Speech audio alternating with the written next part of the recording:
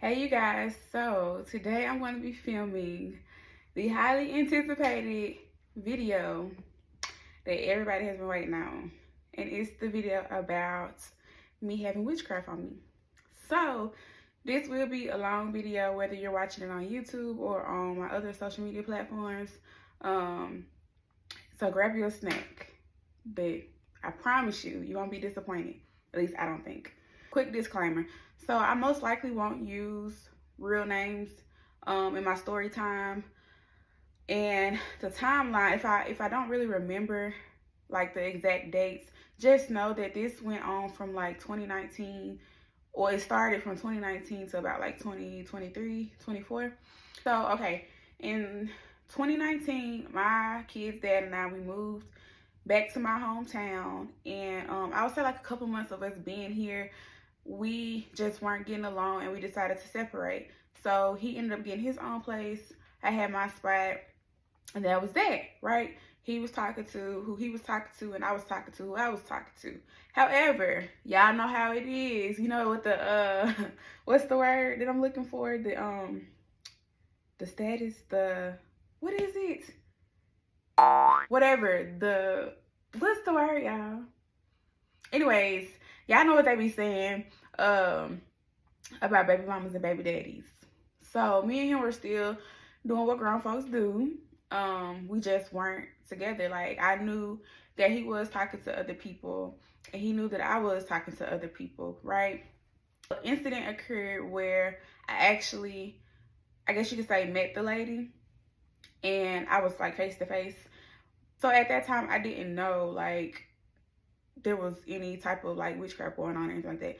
So witchcraft, voodoo, whatever you want to call it. But I didn't know it was going on at that time.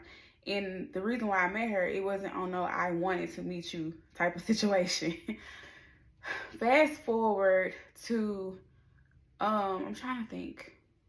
When did I notice that there was some stuff going on? So, like I said, I had my own place. And when I moved into my place, I did like a whole physical clean, like where I cleaned the house, like with bleach and stuff like that. And then I did a spiritual cleanse where I went through and I blessed my home.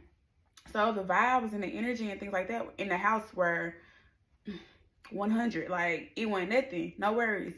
So I ended up having my kids' dad come over, and of course, you know, we're doing what grown folks do. And then that next day when he left, it just felt extremely weird in my house. Like, the energy was just weird. But I just was like, okay, maybe it's just me, like, in my feelings, because we're not a couple no more, and I'm just like sad or something like that. I don't know. But I knew I wasn't sad for real, but I was just trying to come up with an excuse. Like, this is new to me, right? I would say like maybe day 3, I noticed that it felt like something was watching me in the corner of my bedroom, like at nighttime. So I brushed it off. I'm like, okay, now you just being like paranoid because you're used to living with your boyfriend, and now you're, you know, alone. So you're just being paranoid. That's what I was thinking. No. I would say the next day, the kids slept in the room with me, and at this time I only had 2 kids. So they both woke up and they were like looking in the same direction, and my oldest son was like just scared, and then the baby was crying and screaming, and they both were looking in the same direction, like I said. So I asked my oldest son, you know, what's wrong? And he was like, Mommy, it's a monster in the room. So I was like, okay, what a monster at? And he pointed in the same corner where I said it felt like somebody was standing in my room just watching me at nighttime. So at this point, I have to be a mom, but my kids not knowing, y'all done scared the crap out of me. So I'm like, okay, it's nothing. It's okay. You know, let's just go back to sleep, blah, blah. So another disclaimer. Back then, I wasn't like, my faith in God was not there. Just being honest, it was not there. After that incident, I believe I ended up getting like a couple of different readings. Let me rewind it. Okay, rewind. So during this point of like my lifetime, I ended up, that's when I started like seeing people get into crystals and balancing your chakras and all of that stuff. So I started getting into that stuff. However, I wasn't into like witchcraft or nothing like that. I was just into like spirituality, like the crystals healing you, burning the sage to clear the vibes and the energy and stuff like that. You know, balancing your chakras and stuff like that. That's what I was into. And then I started getting readings and stuff like that. So that's when I went to the House of Hoodoo in New Orleans, and the reader was like, he was like, your energy is so good. Do you do a lot of spiritual baths and stuff like that? And I was like, yeah, I do, or whatever. So that was that. Ended on a good note. Ended up going back home. It was still just like really weird. So I reached out to this other lady.